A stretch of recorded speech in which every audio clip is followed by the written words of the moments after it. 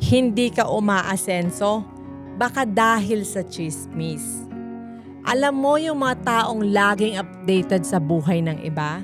Alam mo kung sinong may issue, sinong nag-away, sinong may bagong ganap.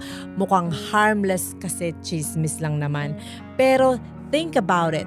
Habang busy sila kakakwento ng buhay ng iba, nakalimutan nilang ayusin yung sarili nilang buhay.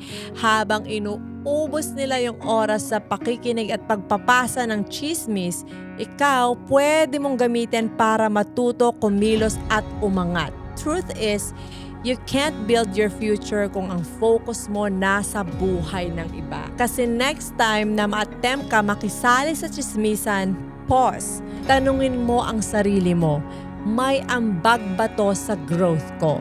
Kasi ang taong focus sa sarili niyang goals, walang time sa tsismis.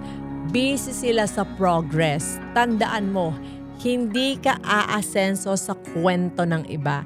Aasenso ka sa actions mo.